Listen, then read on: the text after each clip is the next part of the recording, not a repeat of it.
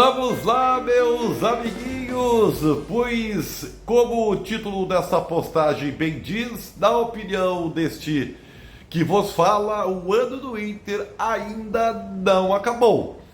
Por mais que os objetivos sejam minúsculos, a bem da verdade, se a gente for avaliar a grandeza do Internacional e mais um ano sem conquistas, mas eu quero demonstrar para vocês neste vídeo que, ao contrário do que pensam muitos torcedores e inclusive cronistas esportivos e os influencers, que o ano do Inter ainda tem muita coisa para acontecer.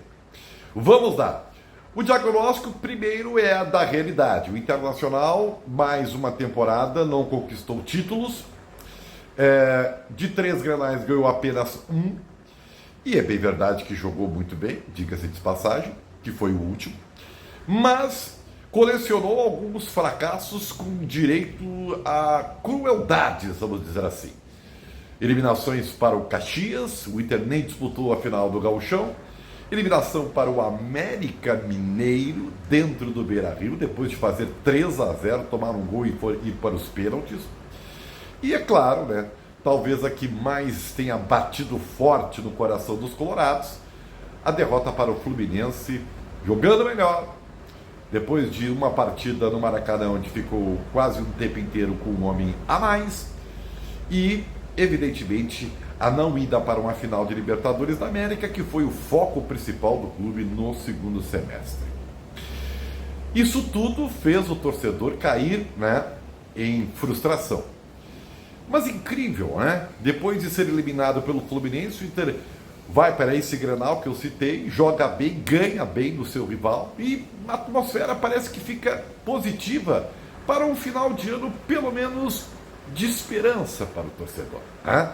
Vem a vitória sobre o Santos por 7-1, vence o Vasco fora de casa, mas a derrota para o Curitiba fez com que as coisas baixassem de forma definitiva, com consequência o empate com o América Mineiro, e aí a realidade de que no máximo o Inter vai jogar a Sul-Americana, né, no próximo ano. Gente, a rigor, alguém poderá dizer, e eu não acho que não seja justo dizer, que o ano do Inter acabou e que já tem que se pensar na próxima temporada. Mas vamos lá, convido vocês a analisarem comigo alguns fatores que são importantes até o final da temporada. E olha que eu vou deixar a questão da eleição para o final, que ela é vital, afinal de contas o Inter pode ou manter essa gestão ou trocar de gestão para os próximos 3 anos. Vamos lá. Vocês repararam que a imagem e a análise sobre o trabalho de Eduardo Cudê deu uma guinada de 360 graus?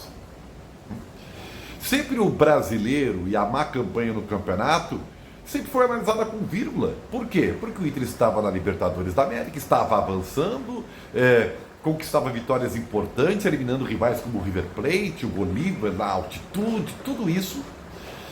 E o Inter estava desempenhando bem. Então o Campeonato Brasileiro foi levado assim meio que de lado, né? Entendendo que o foco total era na Libertadores, que tinha que se colocar a equipe reserva em muitos jogos do Brasileiro, e o trabalho do Cudê estava sendo analisado apenas pela campanha na Libertadores da América. E aí, evidentemente, o status de Eduardo Cudê subiu a régua. Mas depois da eliminação, depois dessa vitória do Grenal, depois da vitória sobre o Santos, onde, né, mesmo com a frustração, porque o Inter jogou bem contra o Fluminense e foi eliminado, causa mais uma frustração, coisas do futebol e tal. Agora, com essa baixada, com essa constatação de que o máximo presente de final do ano será uma Sul-Americana, eu estou falando de realidade, né? Porque alguém pode dizer, mas aritmeticamente ainda é possível o Ribeiro ir para a pré-Libertadores. Tudo bem, não é provável, né? Não é nem tendência. E já começou uma onda contra o trabalho de Eduardo Cudê, porque agora está se analisando o quê? O Campeonato Brasileiro, né? E a campanha do Internacional e a colocação lá embaixo, por mais que eu não acredite em perigo algum sobre Z4, né? Não acredito nisso, os torcedores, os cronistas, até os influencers já relevam né, o trabalho do argentino, considerando que no pacote completo o Internacional esteve de aniversário na Libertadores da América. Vejam só como a análise muda completamente. Então, a temporada não acabou para Eduardo Cudê, porque os últimos jogos serão analisados os efeitos do seu trabalho, inclusive de remobilização, inclusive de gestão de vestiário, porque se viu claramente que o Inter contra o América Mineiro já tinha baixado completamente a adrenalina, né? Um time sem estresse, e a parte ruim do estar sem estresse, você fica, né, lerdo, sem interesse, né, caminha em campo, isso é o perigo. Alguns jogadores, as individualidades, o Rocher tido como um deus, agora tem gente que já questiona, opa, peraí, toma gol em muito jogo, algumas bolas defensáveis, incrível, né? E na Libertadores da América o Rocher foi fantástico. O Éder Valencia, eu diria que ainda está fazendo seus gols, mas há quem diga, mas e os gols decisivos, Ribeiro? Contra o Fluminense ele perdeu a chance de matar a partida, perde muitos gols. Eu acho que aí já é um pouco de forçação de barra, tá? Eu acho que o Éder Valencia é um jogador que quando o coletivo externo estiver bem, ele vai render. Mas a dependência de Alan Patrick, alguns jogadores que serão negociados, outros que já têm um ponto de interrogação, o sistema defensivo que toma muitos gols, né? As laterais. Ou seja, para alguns jogadores também é um momento de você definir o seu status para a próxima temporada. Vale renovar, não vale renovar? Tem carência em determinada posição, não tem carência em determinada posição? Ou seja, o time como um todo também está sendo avaliado. E os jogos finais vão servir para isso também. Bom, e tem a eleição.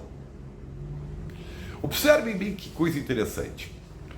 Quando da vitória do Grenal e tal, Santos, até a oposição, queremos Cudê. Será que agora é assim? Será que lá no final da temporada vai continuar assim? Será que Barcelos, mantendo-se no cargo, vai bancar novamente Cudê? Cudê nem se sabe se vai querer, E isso, o final de ano vai repercutir no ânimo do associado para votar na eleição? Então, vejam bem, eu elenquei 3 coisas e você pode até determinar outras que fazem que o ano do Internacional ainda não tenha terminado. E não terminou. O que você acha, hein? No Rock Bola, voltamos com o Rock Bola aí, ó. Esse é um álbum muito interessante de 2011, 2012. Blackberry Smoke. Para quem gosta de rock sulista americano, na linha do Lynyrd Skynyrd, é um prato cheio. Esse aqui é o primeiro álbum deles, tá?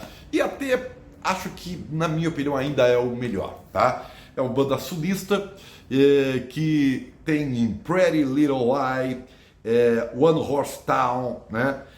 Sleeping Dogs. Músicas muito legais, é um álbum muito gostoso de se ouvir, né? Daquele country rock, vamos dizer assim, né?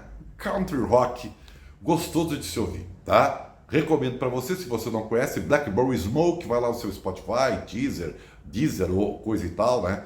Esses aplicativos de música.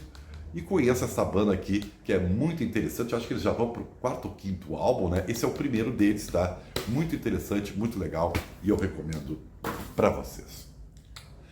Sério, gente. Tamo junto. Valeu.